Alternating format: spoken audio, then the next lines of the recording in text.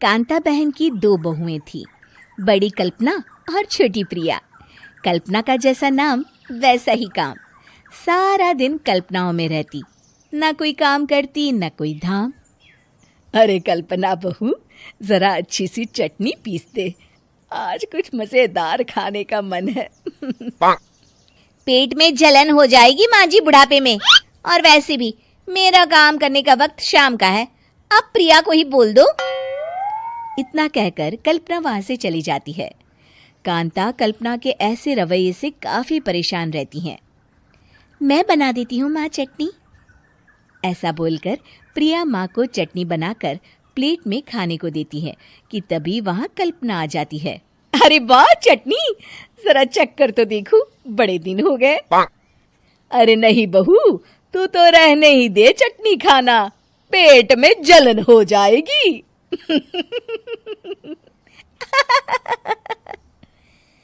इतना कहकर कांता और प्रिया दोनों हंसने लगते हैं। कल्पना सारा दिन या तो मोबाइल में यूट्यूब देखती या फिर सोती रहती। उसका कमरा भी बिखरा और गंदा रहता। एक दिन कल्पना का पति अशोक उससे कहता है, अरे कल्पना, जानवर भी उस जगह को साफ कर लेता है जहां वो बैठता है, तुम तो इंसान हो, कैसे इतने गंदे कमरे में रह लेती हो? देखो सारा सामान यहाँ वहां बिखरा पड़ा है। ज्यादा अपनी माँ का बोल ना बोलो। हाँ, कमरा तुम्हारा भी तो है, गंदा लग रहा है तो साफ कर लो। पता नहीं तुम्हारे साथ मैं कैसे जिंदगी बिताऊंगा।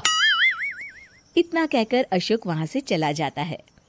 कल्पना बस खाना खाने कमरे से बाहर आती और फिर से कमरे में चली जाती। इससे कांता बहन काफी परेशान रहती। एक दिन प्रिया कांता से कहती है, माँ, मैं सारा दिन काम करके थक जाती हूँ, आप कल्पना दीदी से कहिए ना कि सुबह और शाम का काम बांट ले। मैं तो अब सिर्फ एक वक्त का ही काम करूँगी। हाँ। अरे तू वो भी ना करना, एक बहू तो काम चोर थी ही, दूसरी भी आ गई काम ना करने के बहाने लेकर। तभी वहां प्रिया का पति रमेश आ जाता है। माँ, मैं देख रहा हूँ भाभी कोई काम नहीं करती, प्रिया सारा दिन घर और रसोई का काम करती है, अब कुछ करो ना माँ।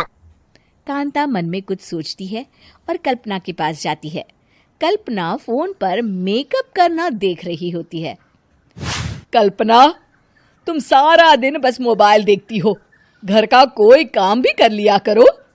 प्रिया सारा दिन काम करके थक जाती है। आज से मैंने फैसला किया है, एक वक्त का काम तुम करोगी, सुबह का खाना तुम बनाओगी और रात का प्रिया। आप लोगों ने काम को हव्वा बना रखा है।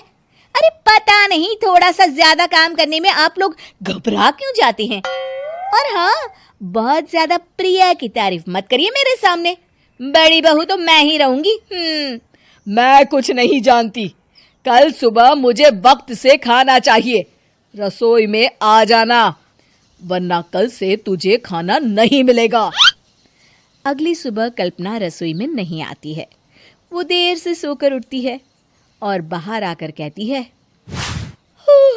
अरे भूख लगी है, आज खाने में क्या है? इतनी देर हो गई, आज किसी ने मुझे उठाया भी नहीं, पता नहीं कहाँ है सब। कल्पना को घर में कोई नहीं दिखता। वो रसोई की तरफ जाती है जहां बड़ा सा ताला लगा होता है। अरे रसोई में ताला? ओ, मैं तो भूल ही गई थी। माँ ने आज से सुबह का खाना मुझे बनाने को कहा था। हे भगवान, इतने लोगों का खाना बनाना क्या आसान है? तभी घर के सारे सदस्य बाहर से वापस आते हैं। वाह माँ जी, मजा आ गया छोले भटूरे खाकर। मेरे मुंह में तो अभी भी स्वाद आ रहा है। अरे कल्पना, तेरे भरोसे रहते तो हम तो भूखे ही रह जाते। कल्पना को बहुत गुस्सा आ जाता है। अब बहुत हो गया, आज से मैं अपनी रसोई अलग कर रही हूँ, मैं अपना खाना खुद बना लिया करूंगी।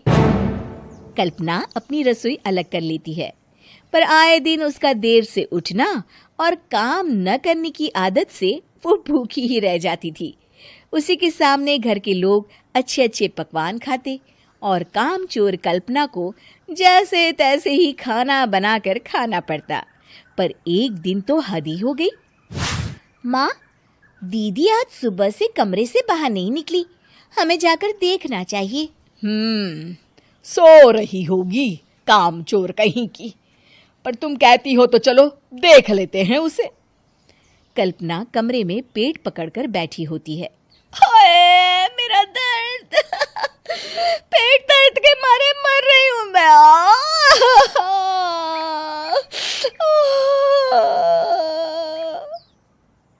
अरे दीदी क्या हुआ, पेट में दर्द क्यों हो रहा है? डॉक्टर को दिखाया आपने? माँ। कल्पना खड़ी होती है और माँ जी के पास आती है। मुझे माफ कर दीजिए, अब से मैं सारे काम में मदद करूंगी, कभी आलस और काम चोरी नहीं करूंगी।